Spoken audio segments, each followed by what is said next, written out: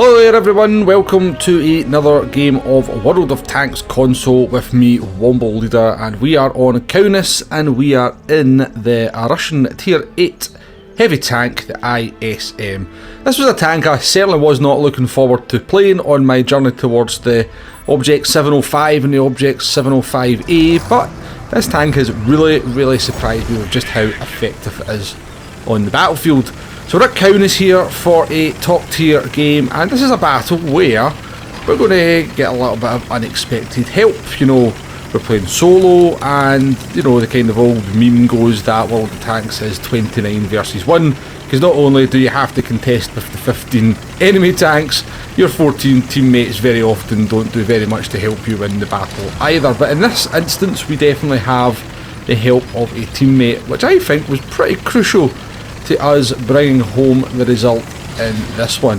So we're heading into the town here on Kaunas, and I immediately realised straight away that the vast majority of my team has headed towards the middle of the map or out into the east of the map. And kind of looking around, I see we have the light tank there, an MT25, and then we've got the STA1, who's going to turn out to be our unexpected friend in this one with us. There's possibly a tank destroyer towards the back as well, or I think they may be coming a little bit later, but that's not a lot of tanks to be trying to hold a flank by yourself, or certainly trying to advance down a flank. So I'm being very cautious here, because the last thing I really want to do when we're kind of out in the open here is drive into a gaggle of 5 or 6 tanks and then just watch my hit points disappear. Now the light tank, the MT25, has kind of gone for the typical glory run of a light tank at the beginning of the game, spotted up the enemies and lost all their hit points and died very quickly. So we use the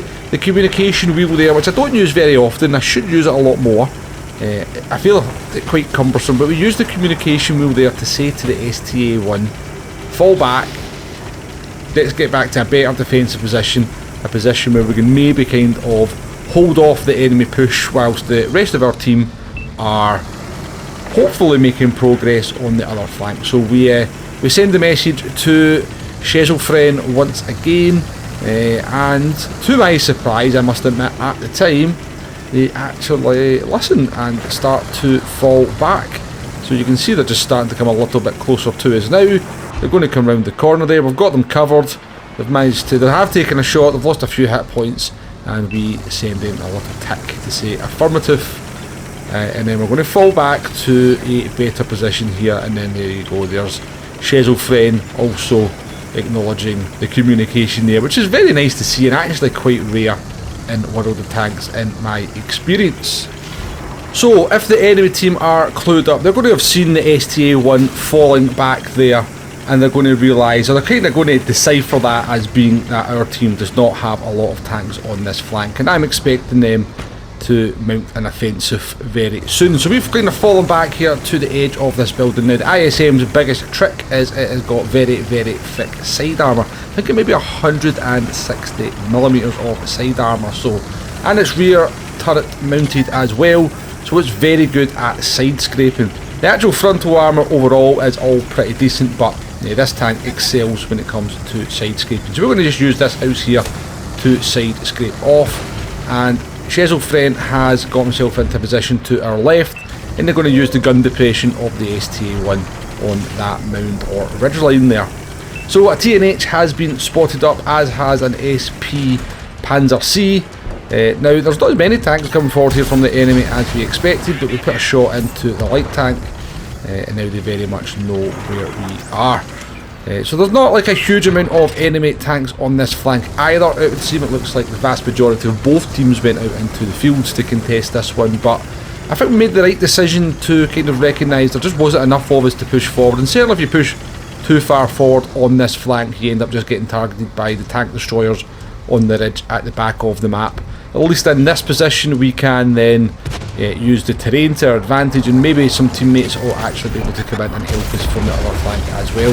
Putting a shot there into the TNH 105 and bouncing a shot into the side armour in reply. But these two tanks in front of us are a little bit of a problem, but we're also getting flanked by a couple of mediums behind us if you look onto the mini-map. And this is where the fact that Schezelfren has fallen back proves invaluable to my game, because if the STA1 wasn't there, they would just come in behind me and they would farm all my health. But Shenzo Friend was there to turn around and direct his gun onto the mediums trying to flank me, and then I can keep the 2 tanks in front of us busy. And it just turns out that we have very nicely fallen back into the right position to deal with threats coming from both directions, and the threat from behind has been eliminated. Now we're down to, what, 9 versus 10 now, so it's a pretty close battle. And this kind of engagement has gone on long enough to kind of, I guess, both of us thought there doesn't seem to be a whole lot of enemy tanks here, and Shenzo Friend goes in for the attack, so I'm not going to abandon our unexpected friend there, given that they fell back and have helped us out so much in the prior stages of this battle. And we go in and we take out the TNH together, with ourselves picking up the kill. The SP Panzer C is now running, so that's a pretty good indication that he's got no friends here to help him out. So now it's our turn to go on the offensive, as it goes down to an 8 versus 7. So still pretty close game of World of Tanks here going on. Getting targeted by the artillery, so just trying to make sure we don't lose too many hit points to the piggy. We've also managed to pick up a broken gun as well, and we've already used our repair kit, so that's not ideal on a Russian heavy where accuracy is certainly usually at a premium.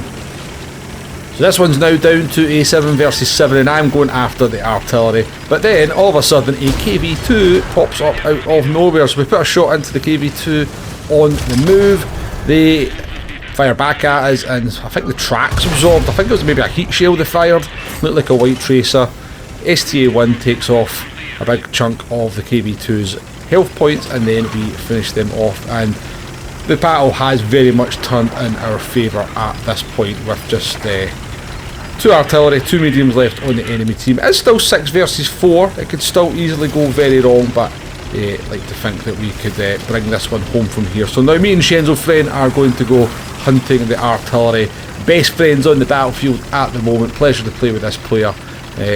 You know, the fact that they kind of looked at the communication, seen what I was trying to tell them, fell back, got into such a good defensive position to kind of then watch the back of our tank, and we basically handled that entire flank by ourselves.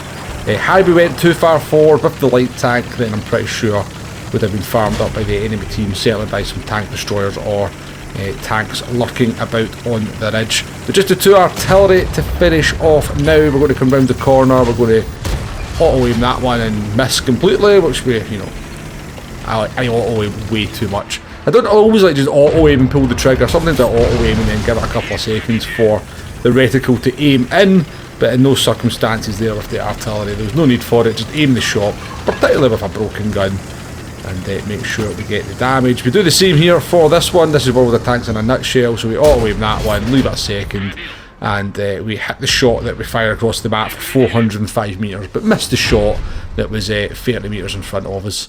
RNG in a nutshell, folks. But that was the victory for us. It's not a massive game in the ISM. It was a good game. It was a kind of wanted to highlight this one just because it was a good bit of communication between me and a teammate. Shenzo Friend never had the best game, 1100 damage, but it's one of those games, and I say it quite often on live streams, where sometimes the scoreboard doesn't quite reflect your contribution to the battle. Pleasure to play with you, Shenzo Friend. Thank you for falling back, holding that flank with me. Hope you enjoyed the video, folks. I'll catch you on the next one. Goodbye now.